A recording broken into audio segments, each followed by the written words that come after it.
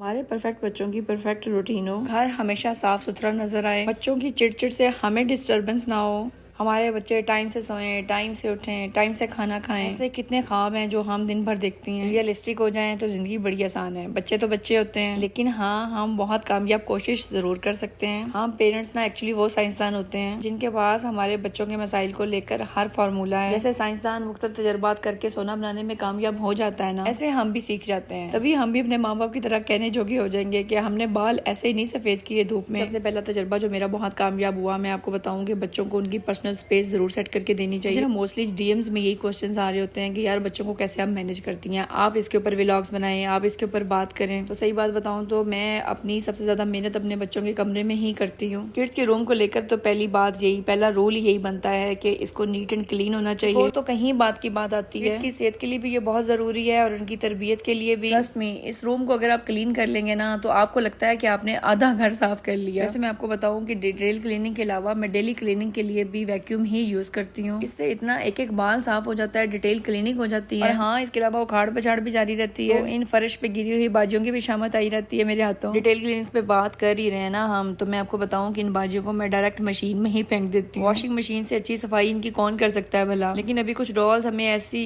Gift हो चुकी है जो कि हम वॉश नहीं कर सकते। सोच रही हूँ इनके कपड़े उतार के मुझे धोने पड़ेंगे। बेटियों की सहेलियां, ये इनका ख्याल तो रखना पड़ेगा ना मुझे। चलिए टॉयज के ऊपर भी बात कर लेते हैं। शौक से मेरी धीनू भांडे हाले भी है भाई।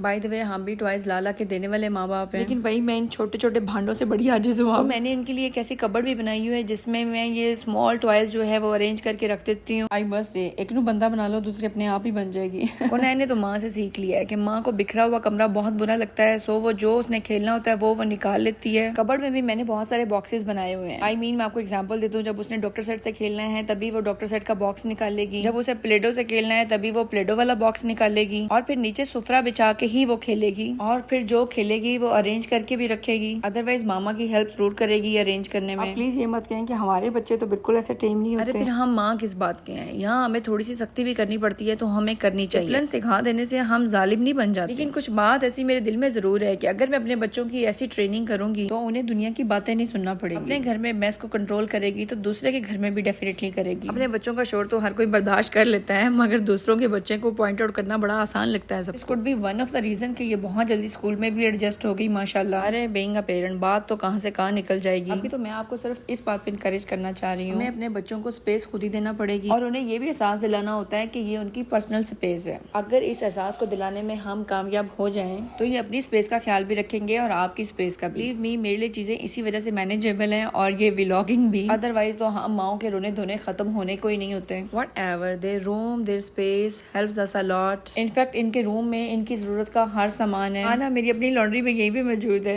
इनफैक्ट मेरे पास कोई स्टोर ही नहीं है जहाँ मैं सब कुछ फेंकूं और अपनी आंखें बंद कर लूं। और फिर ये शीशे की अलमारी जिसने मुझे बहुत ज्यादा वक्त डाला हुआ है, इसमें मैंने अपने किड्स के कपड़ों को ही अरेंज किया हुआ है। हैंगिंग भी इतनी कम है ना यहाँ पे, तो फिर मैंने बहुत सारे ड्रेसेस को तय लगा कर रखा हुआ है। जगह आइडियल नहीं होती, ये बस हमारा उजर होता है। सो भाई मैं तो अपने उजर को मैनेज भी किया हुआ है और खुद को जस्टिफाई भी कर रही हूँ। मैंने रूम की विजिट से पहले ही बता दिया कि मेरे पास कोई स्टोर नहीं है। सो सारे डब्बे और सारे सूटकेसेस मैंने साइड पे अरेंज किए हुए हैं। जगह साफ होनी चाहिए बस। सफाई को लेके तो मैं कभी कोई बहाना नहीं लगाना चाहती। इसमें टोटल समर्स का स्टफ जो है इसी कबर्ड में अरेंज किया है मैंने। पार्टी वेयर से लेकर आउटडोर और इनडोर घर पे पहनने वाले सब कपड़े यहीं पे अरेंज किए हुए हैं। अच्छा, इतनी नेचुरल ना कि मैं स्टोरी सुनाए बगैर रह नहीं सकती। अभी मैंने काशिफ का इतना वेट किया, सब कुछ पहले टाइम से खत्म कर लिया कि हम मिलकर रूम का विजिट कराएंगे और यहाँ ना हम लाइव बातें करेंगे। मगर मेरी छोटी बला को ना मसले हो गए, उसको अलमारी खोल के हर चीज खुद निकालना है। टाइम वेस्ट किए बगैर मैंने एक नया बॉक्स उठाया और इसके हवाले कर दिया। ये थोड़ी देर सुकून करे और मैं और कुनैन आपको विजिट कराएंगे। लेकिन कुनैन यहाँ उसके टॉय में उससे भी ज्यादा इंटरेस्टेड थी। चलें जी, अब इस विजिट के बदले में मुझे कुनैन का टॉय भी ओपन करना पड़ेगा। ले जी, अब 6 मंथ से बंद टॉयज भी हमें ओपन करना पड़ रहे हैं। कोई बात नहीं, आज मैंने वैसे भी थोड़ी स्पेस क्रिएट की है क्योंकि मैंने इसका राइटिंग बोर्ड ओपन करना था। पुराने वाला बहुत पुराना हो गया था। मैंने सोचा भाई ये बैक टू स्कूल जाने वाला सीजन आ रहा है तो चलते हैं इसी को ओपन करते हैं, थोड़ी सी स्टडीज की हेल्प भी मिल जाएगी। आज है भाई, एक बार फिर बिस्मिल्लाह करते हैं। वैसे मैं आपको बताऊं कि मैं इतनी एफिशिएंट हूँ कि मैं डेली रूटीन में 1 घंटा लगाती हूँ आयरन पे। एस आयरन स्टैंड भी तो मेरा बहुत छोटा है, उसमें इतनी जगह ही नहीं है। इसके इर्द गिर्द में आप जितने भी टॉयज देख रहे हैं ना, अनबॉक्स करके मैं आपके साथ शेयर किया करूंगी। हर टॉय के पीछे तो एक थ्योरी होती है और हमें जो गिफ्ट्स में मिले ना, हम उनमें भी सिलेक्शन करते होते हैं कि अच्छा अभी वक्त की क्या जरूरत है। पुराना राइटिंग बोर्ड तो खराब हो गया, तो मैंने सोचा कि अभी ओपन करूंगी जब ये स्कूल जाने वाली होगी। नहीं जी, फिर वो वक्त आज ही आ गया भाई। ये लड़की यहाँ नहीं रुकने वाली थी, इसको किचन सेट भी ओपन चाहिए था। अल्लाह, अभी फिर से ये निक्के निक्के भांडे मुझे नहीं खोलने और मैं सारे टॉयज एक ही बार में अनबॉक्स नहीं कर सकती। चलें जी, कोई बहाना लगाते हैं इनके साथ। फिर अभी तो इस व्लॉग में कबर्ड से आगे भी जाने की कोशिश कर रही हूँ मैं। टॉयज की थ्योरी हम बाद में डिस्कस करेंगे अगर आप चाहेंगे। इस व्लॉग का पार्ट 2 मैं आपको समझे दिखा रही हूँ, लाइक रूम का दूसरा हिस्सा। एक्चुअली हमने ऐसे अरेंज किया है कि अंदर भी बॉक्सेस बनाए हुए हैं और ऊपर भी ऐसे टॉयज रख दिए हैं जो कि मुकम्मल सेट हैं। इस तरह ये प्रिशे की पहुंच से भी दूर रहेंगे, इनको भी जब चाहिए होगा ना बस तभी चाहिए होगा। क्या कि ब्लैक बॉक्सेस भी छोटी छोटी चीजों को अरेंज करने में मेरे काफी काम आते हैं। इससे ज्यादा तो मैं अरेंज नहीं कर सकती। वैसे मैं आपको बताऊं कि प्रिशे के टॉयज भी मेनली यहीं पे ही पड़े हैं। इन दोनों की पहुंच में तो एवरी टाइम ही रहती है। अमेज़न से लिया हुआ ये स्टडी टेबल जो कि अभी डॉल टेबल ही लगता है। मैं कह रही हूँ भाई, बच्चों की माओ का रियलिस्टिक होना चाहिए। यहाँ ना मैंने स्टेशनरी डिस्प्ले में लगाई थी। समझने में टाइम तो लेती है, मगर उस टाइम इसने इतना उदम मार दिया इसके अंदर। मैंने अभी बॉक्सेस पे डाल दिए हैं और फिर इस तरह मैंने टॉयज को भी बस यहाँ पे सेट कर दिया। वैसे भी हमें लगता है कि स्टडीज के लिए हमें एक स्मॉल टेबल चेयर चाहिए होगी। फिर सोचते हैं कि जगह तंग हो जाएगी तो बस हम रुक जाते हैं। तंग करने के डर से तो हमने यहाँ पे बेड भी नहीं लिया, अदरवाइज कुनैन को तो अब ख्वाब में भी बेड आने लगे हैं।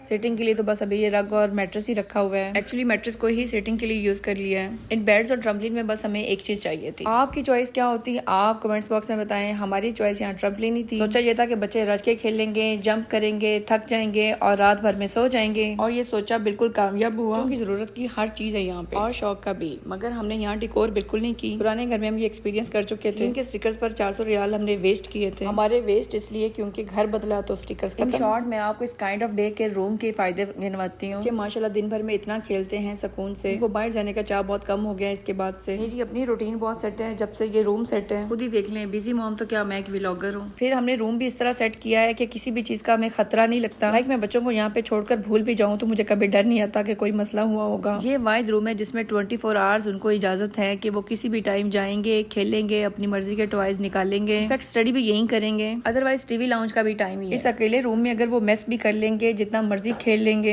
इनके फ्रेंड्स भी आके इन्हें ज्वाइन कर लेंगे तो कोई मसला नहीं। हाँ जी, यहाँ के टॉयज उठा के वो दूसरे रूम में नहीं जा सकते। इस तरह माशाल्लाह घर भी बहुत साफ रहता है, बाहर जाने की जरूरत नहीं है, घर पे दिल लगा रहता है। मेरे किड्स को पाकिस्तान में भी अपना घर बड़ा याद आता था। कुनैन तो बोलती है कि अल्लाह टॉयज पाकिस्तान में देता ही नहीं, जबकि मुझे लगता है वहाँ मसाइल ही नहीं, बहाने भी बहुत। बस इस व्लॉग के एंड पे हमारी रेजोल्यूशन ये होनी चाहिए, हमें अपने बच्चों के लिए अलग से सेटिंग करनी चाहिए, अलग से पर्सनल स्पेस होनी चाहिए, चाहे वो एक कॉर्नर ही हो। पेरेंटिंग पे बहुत सारी बातें हो सकती हैं, एजुकेशनल टॉयज पे बहुत सारी हो सकती हैं, सेट किए हुए रूल्स पे बहुत सारी बातें हो सकती हैं, इनकी रूटीन पे बहुत सारी हो सकती हैं। पेरेंटिंग कोई एक दिन का काम तो है नहीं। पेरेंटिंग में बात करना मुझे बहुत ज्यादा पसंद है। It all depends upon your feedback.